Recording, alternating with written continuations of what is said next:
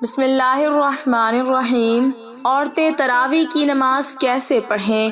تراویح پڑھنے کا آسان طریقہ سیکھیں۔ حضرت عائشہ صدیقہ رضی اللہ تعالی عنہا فرماتی ہیں کہ رسول اللہ صلی اللہ علیہ وسلم نے رمضان کی ایک رات مسجد میں نماز تراویح پڑھی۔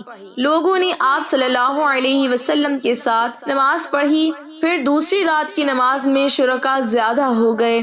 تیسری یا چوتھی رات آپ صلی اللہ علیہ وسلم نماز تراویح کے لیے مسجد میں تشریف نہ لائے اور صبح کو فرمایا کہ میں نے تمہارا شوق دیکھ لیا اور میں اس ڈر سے نہیں آیا کہ کہیں یہ نماز تم پر رمضان میں فرض نہ کر دی جائے۔ چونکہ رسول اللہ صلی اللہ علیہ وسلم نے خود اپنے خلفائے راشدین کی سنت پر عمل کرنے کا تاکیدی حکم دیا ہے، لہٰذا ان کا کیا ہوا، عمل بھی خود رسول اللہ صلی اللہ علیہ وسلم کی سنت کی مانند ہے اور ان کی اطاعت بھی رسول اللہ صلی اللہ علیہ وسلم کی ہی اطاعت ہے۔ لہٰذا جب حضرت عمر رضی اللہ تعالی عنہ، جو خود خلیفہ راشد 10 مبشرہ میں سے ایک اور بہت بڑے فضائل کے حامل ہیں، نے جلیل القدر فقہاء صحابہ کرام رضی اللہ عنہم کی موجودگی میں رمضان المبارک میں باجماعت تراویح کا اہتمام کروایا تو سب نے اس کی تحسین کی، کسی ایک نے بھی نکیر نہیں کی۔ اس لیے تراویح کی نماز سنت موقدہ ہے۔ حضور صلی اللہ علیہ وسلم کے بعد سیدنا ابو بکر صدیق رضی اللہ تعالی عنہ کے دور خلافت میں داخلی اور خارجی فتنوں کی کثرت اور مدت خلافت کی قلت کی بنا پر اس سنت عظیمہ کے قیام کا موقع نہ مل سکا، لیکن سیدنا عمر فاروق رضی اللہ عنہ نے اپنے دور خلافت میں اس سنت کو، جو عارض کی بنا پر موقوف تھی لیکن اب وہ عارض چونکہ باقی نہیں رہا تھا، جاری فرما دیا۔ ملا علی قاری علامہ طیبی کے حوالے سے نقل کرتے ہیں، اگرچہ تراویح باجماعت حضرت ابو بکر رضی اللہ تعالی عنہ کے زمانے میں نہیں تھی، لیکن چونکہ حضور اکرم صلی اللہ علیہ وسلم نے اسے پڑھا تھا اور حضرت عمر رضی اللہ تعالی عنہ ان لوگوں میں تھے جو اس حقیقت سے باخبر تھے، انہوں نے دائمی طور پر جاری فرما دیا تو انہیں اس کا بھی اجر ہے اور قیامت تک جو لوگ عمل کرتے رہیں گے ان کا بھی اجر ہے۔ بخاری شریف میں حضرت عائشہ رضی اللہ تعالی عنہا کی روایت میں ہے، ایک رات رسول اللہ صلی اللہ علیہ وسلم مسجد میں تشریف لائے اور نماز پڑھی، لوگوں نے بھی آپ کے ساتھ نماز پڑھی۔ ان نمازیوں نے صبح ہونے پر دوسرے لوگوں کو بھی بتایا تو دوسری رات مجمع بہت بڑھ گیا اور حضرت کے ساتھ لوگوں نے نماز ادا کی۔ باتیں سن کر لوگ بہت اکٹھے ہو گئے، حتیٰ کہ مسجد کی تنگ و امانی ظاہر ہونے لگی۔ اب شب و صبح کی نماز سے فارغ ہو کر حضرت صلی اللہ علیہ وسلم نے لوگوں پر متوجہ ہو کر ارشاد فرمایا کہ میں خطرہ محسوس کرتا ہوں کہ کہیں تم پر یہ نماز فرض نہ کر دی جائے اور پھر تم اسے پڑھ نہ سکو گے۔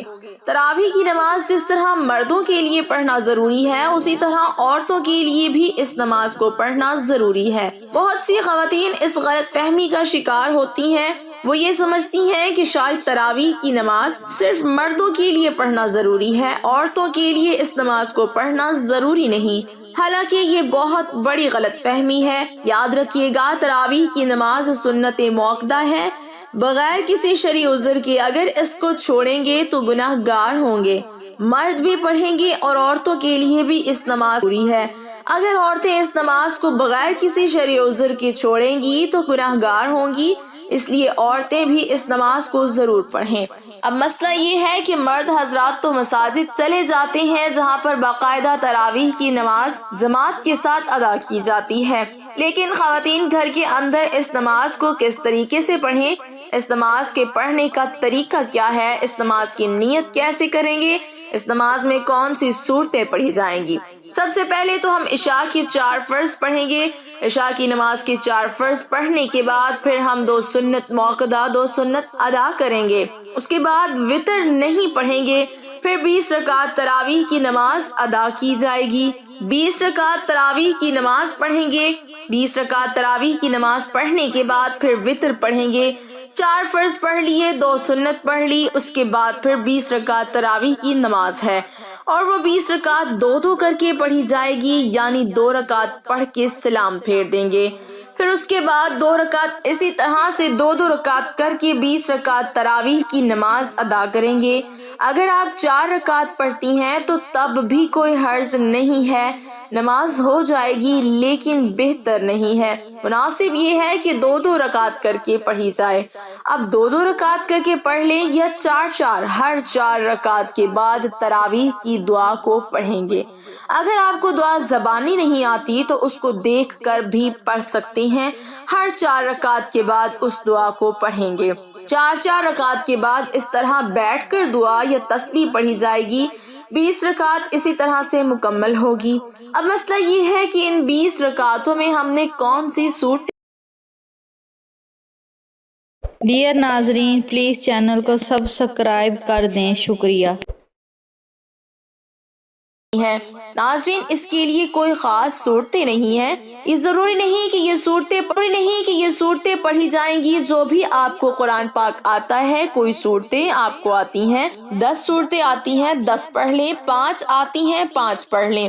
جب وہ 10 صورتیں ختم ہو جائیں گی، ابھی تراویح کی نماز باقی ہے تو پھر دوبارہ سے ان کو دہرا لیں، ابھی بھی باقی ہے تو پھر دوبارہ سے دہرا لیں۔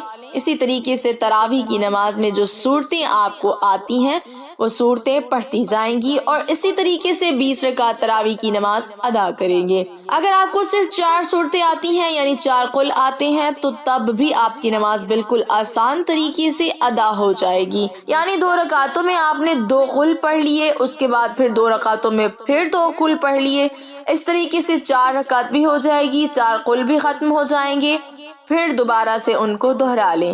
لیکن ترتیب کا خاص خیال رکھنا ہے کہ پہلے والی بعد میں نہیں پڑھنی اور بعد والی پہلے نہیں پڑھنی، اس طریقے سے نہیں کرنا، پہلے اس کو پہلی رکعت میں پڑھ لیں، جو بعد میں آ رہی ہے اس کو بعد میں دوسری رکعت میں پڑھ لیں۔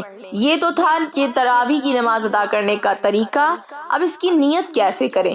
نیت کہتے ہیں دل کے پختہ ارادے کو۔ زبان سے نیت کرنا کوئی ضروری نہیں ہے، کوئی لازم نہیں ہے، کوئی شرط نہیں ہے۔ دل کے اندر جو آپ کا ارادہ ہے، آپ کھڑی ہوئی ہیں، آپ نے دل کے اندر ارادہ کیا ہے کہ میں 2 رکعت تراویح کی نماز پڑھتی ہوں، بس یہی نیت ہو گئی، اس کے علاوہ کوئی زبان سے نیت کرنا یہ کوئی ضروری نہیں ہے۔ لیکن علماء بیان فرماتے ہیں کہ زبان سے نیت کرنا یہ مستحب ہے۔ اگر آپ زبان سے نیت کریں تو اس طرح بھی کر سکتے ہیں کہ میں نیت کرتی ہوں 2 رکعت نماز تراویح واسطے اللہ تبارک و تعالیٰ کے منہ میرے کعبہ شریف کے، اللہ اکبر۔ یہ طریقہ ہے نیت کرنے کا زبان سے، لیکن کوئی ضروری نہیں ہے۔ 20 رکعت ختم ہو جانے کے بعد پھر دعا پڑھیں گے، دعا کرنے کے بعد پھر وتر کی نماز پڑھی جائے گی، کیونکہ ہم نے پہلے وتر کی نماز نہیں پڑھی تھی۔ پھر چاہیں تو آگے نفل بھی پڑھ سکتے ہیں، چاہیں تو نہ پڑھیں، وہ آپ کی مرضی ہے۔ وتر پڑھنے کے بعد آپ کی نماز ختم ہو جائے گی۔ یہ نماز تراویح ادا کرنے کا طریقہ ہے۔ عورتوں کے لیے بہتر یہی ہے کہ تنہا تراویح کی نماز پڑھ لیں۔ اگر گھر میں جماعت ہو رہی ہے تو جماعت میں بھی شریک ہو سکتی ہیں، لیکن عورتوں کا امامت کرنا درست نہیں۔ عورتوں کی امامت کی کئی صورتیں ہیں۔ کوئی حافظہ خاتون ہے، وہ اپنے گھر کے مرد و عورت کی امامت کرے، یہ ناجائز ہے، اس لیے کہ عورتیں مردوں کی امامت نہیں کر سکتی ہیں۔ خیر القرون میں اس کی کوئی مثال نہیں ہے۔ حضرات صحابیات میں بعض بہت بلند مقام کی حامل تھیں۔ حضرت عائشہ کا عمل و تقوی میں صحابہ کی نگاہ میں بلند مقام تھا۔ حضرات صحابہ مشکل مسائل میں ان سے رجوع کیا کرتے تھے، لیکن کوئی ایک واقعہ بھی ایسا مذکور نہیں ہے کہ عورتوں نے مردوں کی امامت کی ہو۔ حدیث میں ہے، آپ صلی اللہ علیہ وسلم نے فرمایا، عورتوں کو پیچھے رکھو جیسے اللہ نے ان کو پیچھے رکھا ہے۔ حدیث سے معلوم ہوتا ہے کہ عورتوں کو مردوں سے پیچھے کھڑے ہونا چاہیے، اور اگر عورت کو مردوں کا امام بنا دیا جائے تو عورت کا مردوں کے آگے ہونا لازم ہوئے گا۔ اس لیے عورتوں کے لیے مردوں کی امامت کرنا ناجائز اور حرام ہے۔ موجودہ حالات میں بعض لوگوں نے یہ بھی سوال کیا ہے کہ گھر میں حافظہ عورت ہے اور مردوں میں کوئی بھی امامت کرنے کا اہل نہیں ہے، اور یا مرد کو زیادہ قرآن یاد نہیں ہے، تو کیا عورت اپنے محرم مردوں کی امامت کر سکتی ہے؟ ظاہر ہے کہ اس کا حکم بھی عدم جواز کا ہے۔ مرد حضرات جس طرح فرض نماز ادا کرتے ہیں اسی طرح تراویح کی نماز بھی ادا کریں گے۔ دعا ہے کہ اللہ ہم سب کو دین کی سمجھ عطا فرمائے، آمین۔ ناظرین، کمنٹ باکس میں اللہ کے 99 ناموں میں سے ایک نام ضرور